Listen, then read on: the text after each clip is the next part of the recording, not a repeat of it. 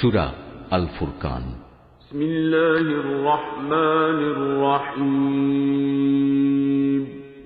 রহমান রহিম আল্লাহ তাআলার নামে।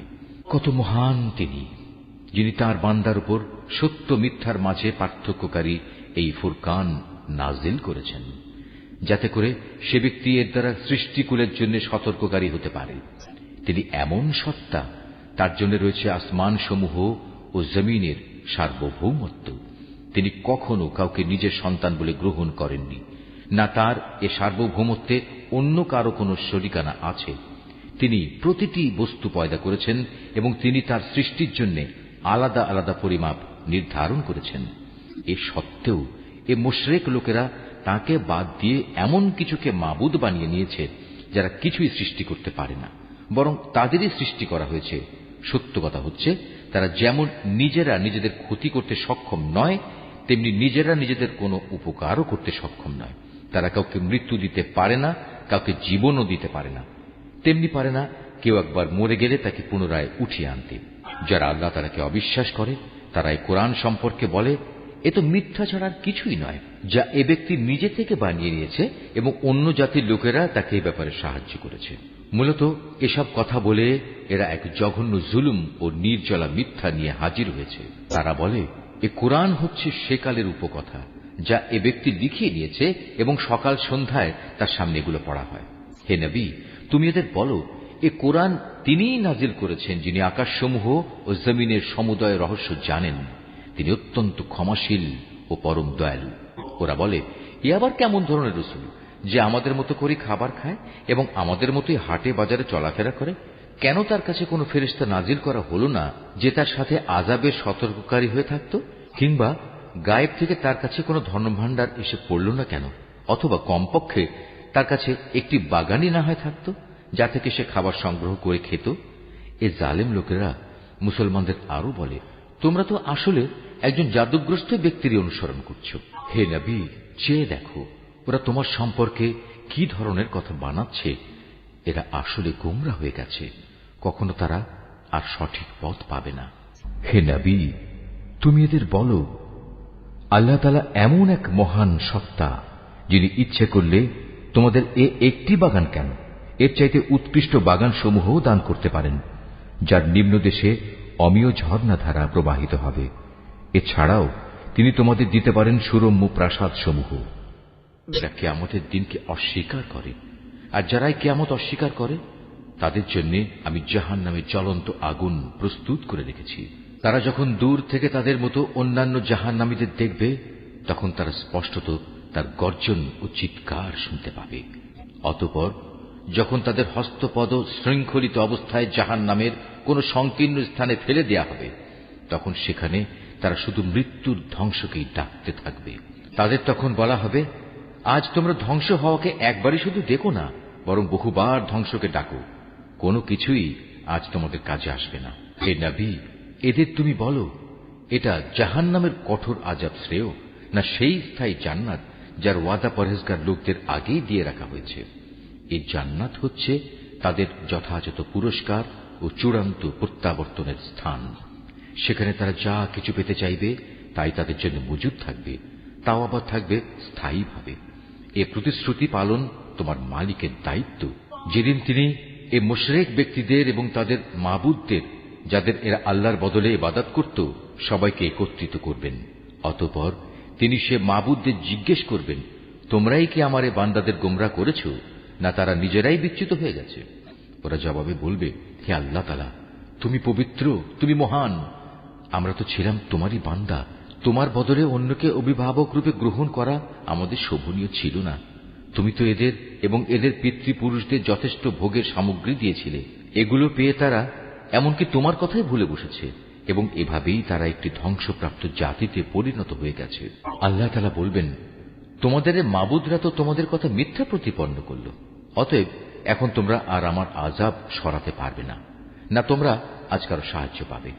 তোমাদের মধ্যে যদি কেউ আমার আনুগত্যের সীমা লঙ্ঘন করে, তাহলে তাকে আমি কঠোর আযাব আস্বাদন করাবো।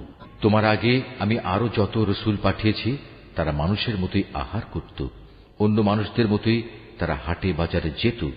আসল কথা হচ্ছে, মানুষদের মধ্যে থেকে রসুল পাঠিয়ে আমি তোমাদের একজনকে আরেকজনের জন্য পরীক্ষার উপকরণ বানিয়েছি। এ পরীক্ষায় তোমরা কি ধৈর্য ধারণ করবে না? তোমার মালিক কিন্তু তোমাদের সব কিছুই দেখছেন। যারা আমার সাথে তাদের সাক্ষাতের আশা পোষণ করে না, তারা বলে, কত ভালো হতো যদি আমাদের কাছে আল্লাহ তাআলার পক্ষ থেকে কোনো ফেরেশতা নাজিল করা হতো, অথবা আমরা যদি আমাদের মালিককে নিজেদের চোখে দেখতে পেতাম। তারা এসব বলে নিজেদের বড় অহংকারী মনে করল এবং আল্লাহ তাআলার নাফরমানিতেও তারা মাত্রাতিরিক্ত সীমা লঙ্ঘন করে ফেলল। যেদিন সত্যি সত্যি তারা সে ফেরেশতাদের দেখবে, তখন কিন্তু অপরাধীদের জন্য সেদিন কোনো সুসংবাদ থাকবে না, বরং তারা বলবে, হে আল্লাহ, আযাবের এই ফেরেশতাদের থেকে আমরা পানা চাই, পানা চাই। এবার আমি তাদের সেসব কর্মকাণ্ডের দিকে মনোনিবেশ করব যা তারা দুনিয়ায় করে এসেছে। তখন আমি তাদের কাজসমূহ উড়ন্ত ধূলি করার মতোই নিষ্ফল করে দেব। সেদিন জান্নাতীদের বাসস্থান ও তাদের বিশ্রামের জায়গা হবে অত্যন্ত মনোরম। হে মানুষ, তোমরা সেদিনকে ভয় করো যেদিন আসমান তার মেঘমালা নিয়ে ফেটে পড়বে, আর তারই মাঝ দিয়ে দলে দলে ফেরেশতারা জমিনে নেমে আসবে। সেদিন চূড়ান্ত বাদশাহী হবে দয়াময় আল্লাহ তাআলার জন্য। যারা অস্বীকার করেছে তাদের উপর সেদিনটি হবে বড়ই কঠিন। সেদিন জালেম ব্যক্তি ক্ষোভে দুঃখে নিজের হাত দুটো দংশন করতে করতে বলবে, হায়, আমরা যদি দুনিয়ায় রসুলের সাথে দিনের পথ অবলম্বন করতাম। দুর্ভাগ্য আমার, আমি যদি অমুককে নিজের বন্ধু না বানাতাম। আমার কাছে দিনের উপদেশ আসার পর সে তা থেকে আমাকে বিচ্যুত করে দিয়েছিল। আর শয়তান তো হামেশাই মানুষকে বিপদের সময় একলা ফেলে কেটে পড়ে। সেদিন রসুল বলবে, হে মালিক, অবশ্যই আমার জাতি কোরআনকে একটি পরিত্যাজ্য বিষয় মনে করেছিল। হে নবী, এভাবেই আমি প্রত্যেক যুগের অপরাধীদের প্রত্যেক নবীর দুশমন বানিয়ে থাকি। অতএব তুমি মনক্ষুণ্ণ হও না। তোমার পথ প্রদর্শন ও সাহায্য করার জন্য তোমার মালিকই যথেষ্ট। যারা কোরআন অস্বীকার করে তারা বলে, আচ্ছা, পুরো কোরআনটা তার উপর একবারে নাজিল হল না কেন? আসলে কোরআন তো এভাবেই নাজিল হওয়া উচিত ছিল, যাতে করে এ ওহী দ্বারা আমি তোমার অন্তরকে মজবুত করে দিতে পারি। এ কারণেই আমি একে থেমে থেমে নাজিল করেছি। তাছাড়া ওরা তোমার কাছে যে কোনো ধরনের বিষয় ও সমস্যা নিয়েই আসুক না কেন, আমি সাথে সাথেই তোমার কাছে এর একটা যথার্থ সমাধান এনে হাজির করতে পারি এবং প্রয়োজনে তার একটা সুন্দর ব্যাখ্যাও বলে দিতে পারি। এরা হচ্ছে সেসব লোক যাদের কিয়ামতের দিন মুখের উপর ভর দিয়ে জাহান্নামের সামনে জড়ো করা হবে। ওদের সে স্থানটি হবে অতি নিকৃষ্ট, আর ওরা নিজেরাও হবে অতিশয় পথভ্রষ্ট। অবশ্যই আমি মূসাকে তাওরাত গ্রন্থ দান করেছিলাম এবং তার ভাই হারুনকে তার সাথে তার সাহায্যকারী করেছিলাম। অতঃপর আমি তাদের বলেছিলাম, তোমরা উভয়েই আমার হেদায়েত নিয়ে এমন এক জাতির কাছে যাও যারা আমার আয়াত অস্বীকার করেছে। পরে আমাকে অস্বীকার করায় আমি তাদের সম্পূর্ণরূপে বিনাশ করে দিয়েছি। একইভাবে যখন নূহের সম্প্রদায়ও আমার রসুলদের মিথ্যা সাব্যস্ত করল, তখন আমি তাদের সবাইকে মহাপ্লাবনের পানিতে ডুবিয়ে দিয়েছি এবং আমি ওদের পরবর্তী মানুষদের জন্য শিক্ষণীয় বিষয় করে রেখেছি। আমি জালেমদের জন্য মর্মন্তুদ আযাব ঠিক করে রেখেছি। একই নিয়মে আমি ধ্বংস করে দিয়েছি আদ, সামুদ ও রাসের অধিবাসীদের এবং তাদের অন্তর্বর্তীকালীন আরো বহু সম্প্রদায়কেও। তাদের প্রত্যেকের কাছেই আমি আগের ধ্বংসপ্রাপ্ত জাতিসমূহের নিদর্শনসমূহ উপস্থাপন করেছি, যা দিয়ে আমি তাদের সতর্ক করেছিলাম। কিন্তু কেউই যখন সতর্কবাণী শুনল না, তখন আমি তাদের সবাইকে চূড়ান্তভাবে নির্মূল করে দিয়েছি। এরা তো সে জনপদ দিয়েই নিত্য আসা যাওয়া করে, যার উপর আযাবের বৃষ্টি বর্ষণ করা হয়েছিল। ওরা কি তা দেখছে না? আসল কথা হচ্ছে, এরা পুনরায় জীবিত হওয়ার কোনো আশাই পোষণ করে না। হে নবী, এরা যখন তোমাকে দেখে তখন তোমাকে কেবল ঠাট্টা বিদ্রুপের পাত্ররূপেই গণ্য করে বলে, এ কি সে লোক যাকে আল্লাহ তাআলা রসুল করে পাঠিয়েছেন? এ ব্যক্তিই তো আমাদের দেবতাদের ইবাদত থেকে আমাদের সম্পূর্ণ বিচ্যুতই করে দিত যদি আমরা তাদের উপর দৃঢ় প্রতিষ্ঠিত না থাকতাম। হ্যাঁ, তারা যখন আল্লাহ তাআলার আযাব স্বচক্ষে দেখতে পাবে, তখন ভালো করে জানতে পারবে কে তোমাদের মাঝে বেশি পথভ্রষ্ট ছিল। হে নবী, তুমি কি সে ব্যক্তির অবস্থা দেখোনি যে তার কামনা বাসনাকে নিজের মাবুদ বানিয়ে নিয়েছে?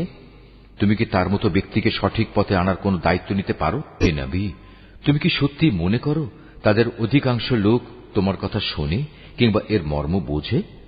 আসলে ওরা হচ্ছে পশুর মতো, বরং কোনো কোনো ক্ষেত্রে তারা আরো বেশি বিভ্রান্ত। হে নবী, তুমি কি তোমার মালিকের কুদরতের দিকে তাকিয়ে দেখো না, কিভাবে তিনি ছায়াকে সর্বত্র বিস্তার করে রেখেছেন? তিনি ইচ্ছা করলে তা তো একই স্থানে স্থায়ী করে রাখতে পারতেন। অতঃপর আমি কিন্তু সূর্যকে তার উপর একটি স্থায়ী নির্ঘণ্ট বানিয়ে রেখেছি। পরে আমি ধীরে ধীরে তাকে আমার দিকে গুটিয়ে আনব। আল্লাহ তাআলাই তোমাদের জন্য রাতকে আবরণ, ঘুমকে আরাম ও দিনকে জেগে ওঠার সময় করে দিয়েছেন। তিনি তার বৃষ্টিরূপী রহমতের আগে সুসংবাদবাহী বায়ু প্রেরণ করেন, অতঃপর আসমান থেকে তার মাধ্যমে বিশুদ্ধ পানি বর্ষণ করেন, যেন তা দিয়ে তিনি মৃত ভূখণ্ডে জীবনের সঞ্চার করতে পারেন এবং তা দিয়ে তার সৃষ্ট অসংখ্য জীবজন্তু ও মানুষের পিপাসার নিবারণ করতে পারেন। আমি বারবার তাদের মাঝে সংঘটিত করি যাতে করে তারা এ বিষয়টি থেকে শিক্ষা গ্রহণ করতে পারে, কিন্তু অধিকাংশ মানুষই আমার অকৃতজ্ঞতা ছাড়া অন্য কিছু করতে অস্বীকার করল। আমি ইচ্ছা করলে প্রতিটি জনপদে এক একজন সতর্ককারী পাঠাতে পারতাম। অতএব তুমি কাফেরদের এ অভিযোগের পেছনে পড়ো না, তুমি এ কোরআন দিয়ে তাদের প্রচন্ড মোকাবেলা করো। তিনি একই জায়গায় দুটো সাগর একসাথে প্রবাহিত করে রেখেছেন, একটি হচ্ছে মিষ্ট ও সুপেয়, আরেকটি লোনা ও ক্ষার বিশিষ্ট। উভয়ের মাঝখানে তিনি একটি সীমারেখা বানিয়ে রেখেছেন। সত্যি এটি একটি অনতিক্রম্য ব্যবধান। তিনি সে মহান সত্তা যিনি মানুষকে এক বিন্দু পানি থেকে পয়দা করেছেন, অতঃপর তিনি তাকে রক্ত সম্পর্ক দ্বারা পরিবার বন্ধন ও বৈবাহিক বন্ধন দ্বারা জামাই শ্বশুরে পরিণত করেছেন। তোমার মালিক প্রভূত ক্ষমতাবান। এ সবকিছু সত্ত্বেও তারা আল্লাহর বদলে এমন সবকিছুর ইবাদত করে যা না তাদের কোনো উপকার করতে পারে না তাদের কোনো ক্ষতি করতে পারে। আসলে প্রতিটি কাফের ব্যক্তি নিজের মালিকের মোকাবেলায় বিদ্রোহীরই সাহায্যকারী হয়ে থাকে। নবী, আমি তো তোমাকে কেবল জান্নাতের সুসংবাদ দাতা ও জাহান্নামের সতর্ককারী রূপেই পাঠিয়েছি। তুমি এদের বলো, আমি তো তোমাদের কাছ থেকে এজন্য কোনো পারিশ্রমিক দাবি করছি না। হ্যাঁ, আমি চাই তোমাদের প্রতিটি ব্যক্তি যেন তার মালিক পর্যন্ত পৌঁছার সঠিক রাস্তা অবলম্বন করে। হে নবী, তুমি সেই চিরঞ্জীব সত্তার উপর নির্ভর করো যার মৃত্যু নেই। তুমি তাঁরই সপ্রশংস পবিত্রতা ও মহিমা ঘোষণা করো। তিনি তার বান্দাদের গুনাহখাতা সম্পর্কে সম্যক ওয়াকিবহাল। তিনি মহান আল্লাহ তাআলা, যিনি আকাশমণ্ডলী, পৃথিবী ও ওদের মধ্যবর্তী সমস্ত কিছু 6 দিনে সৃষ্টি করেছেন। অতঃপর তিনি তার আরশে সমাসীন হন। তিনি অতি দয়াবান আল্লাহ। তার মর্যাদা সম্পর্কে সে লোককে তুমি জিজ্ঞেস করো যে এ সম্পর্কে অবগত আছে। যখন ওদের বলা হয় তোমরা দয়াময় আল্লাহ তাআলার প্রতি সাজদা বনত হও, তখন তারা বলে, দয়াময় আল্লাহ আবার কে? যাকে তুমি সিজদা করতে বলবে তাকেই কি আমরা সিজদা করব? বস্তুত তোমার আহ্বান তাদের বিদ্বেষ বরং আরো বাড়িয়ে দিয়েছে। কত মহান সেই সত্তা যিনি আসমানে অসংখ্য গম্বুজ বানিয়েছেন, এরই মাঝে তিনি আবার পয়দা করেছেন প্রদীপ সম একটি সূর্য এবং একটি জ্যোতির্ময় চাঁদ। তিনি রাত ও দিনকে পরস্পরের অনুগামী করেছেন তাদের জন্য যারা এসব কিছু থেকে শিক্ষা গ্রহণ করতে কিংবা সেজন্য আল্লাহর কৃতজ্ঞতা জ্ঞাপন করতে চায়। দয়াময় আল্লাহ তাআলার বান্দা তো হচ্ছে তারা যারা জমিনে নেহায়েত বিনম্রভাবে চলাফেরা করে এবং যখন জাহেল ব্যক্তিরা অশালীন ভাষায় তাদের সম্বোধন করে তখন তারা নেহায়েত প্রশান্তভাবে জবাব দেয়। যারা তাদের মালিকের উদ্দেশ্যে সাজদাবনত হয়ে ও দণ্ডায়মান থেকে তাদের রাতগুলো কাটিয়ে দেয়। যারা বলে, হে আমাদের মালিক, তুমি আমাদের থেকে জাহান্নামের আযাব দূরে রেখো, কেননা তার আযাব হচ্ছে নিশ্চিত বিনাশ। তদুপরি আশ্রয় ও থাকার জন্য তা হবে একটি নিকৃষ্ট জায়গা। তারা যখন ব্যয় করে তখন অপব্যয় যেমন করে না, তেমনি কোনো প্রকার কার্পণ্যও তারা করে না, বরং তাদের ব্যয় সব সময় এ দুয়ের মধ্যবর্তী একটি ভারসাম্যমূলক অবস্থায় অবস্থান করে। যারা আল্লাহ তাআলার সাথে অন্য কোনো মাবুদকে ডাকে না, যথার্থ কারণ ব্যতি রেখে যাকে হত্যা করতে আল্লাহ তাআলা নিষেধ করেছেন তাকে যারা হত্যা করে না, উপরন্তু যারা ব্যভিচার করে না, যে ব্যক্তি এসব অপরাধ করবে সে তার গুনাহের শাস্তি ভোগ করবে। কিয়ামতের দিন তার জন্য এ শাস্তি আরো বাড়িয়ে দেয়া হবে, সেখানে সে অপমানিত হয়ে চিরকাল পড়ে থাকবে। কিন্তু যারা এসব থেকে তওবা করেছে, আল্লাহর উপর ঈমান এনেছে এবং নেক আমল করেছে, আল্লাহ তাআলা এমন সব লোকদের পেছনের গুনাহসমূহ তাদের নেক আমল দ্বারা বদলে দেবেন। আল্লাহ তাআলা ক্ষমাশীল ও পরম দয়ালু। যে ব্যক্তি তওবা করে এবং নেক আমল করে সে এর দ্বারা সম্পূর্ণত আল্লাহ অভিমুখী হয়ে পড়ে। দয়াময় আল্লাহ তাআলার নেক বান্দা তারাও যারা মিথ্যা সাক্ষ্য দেয় না। ঘটনাচক্রে যদি কোনো অযথা বিষয়ের তারা সম্মুখীন হয়ে যায় তাহলে একান্ত ভদ্রতার সাথে তারা সেখান থেকে সরে পড়ে। এরা হচ্ছে এমন কিছু লোক, তাদের কাছে যখন তাদের মালিকের কোনো আয়াত পড়ে কোনো কিছু স্মরণ করানো হয় তখন তারা তার উপর অন্ধ ও বধির হয়ে দাঁড়িয়ে থাকে না। যারা বলে, হে আমাদের মালিক, তুমি আমাদের স্বামী, স্ত্রী ও সন্তান সন্ততিদের থেকে আমাদের জন্য চোখের শীতলতা দান করো, উপরন্তু তুমি আমাদের পরহেজগার লোকদের ইমাম বানিয়ে দাও। এরাই হচ্ছে সেসব লোক, তাদের কঠোর ধৈর্যের বিনিময় স্বরূপ যাদের সুরম্য বালাখানা দেয়া হবে, ফেরেশতাদের পক্ষ থেকে তাদের সম্মানজনক অভিবাদন ও সালাম সহ অভ্যর্থনা জানানো হবে। সেখানে তারা চিরকাল থাকবে। কত উৎকৃষ্ট সে জায়গা আশ্রয় নেওয়ার জন্য, কত সুন্দর সে জায়গা থাকার জন্য। হে নবী, তুমি এদের বলো, তোমরা যদি তাকে না ডাকো তবু আমার মালিক তোমাদের মোটেই পরোয়া করবেন না। যদি তোমরা তাকে ডাকো তবে তা তোমাদেরই কল্যাণ বয়ে আনবে, কিন্তু তোমরা তো তাকে অস্বীকার করেছ, তাই অচিরেই এটা তোমাদের জন্য কাল হয়ে দেখা দেবে।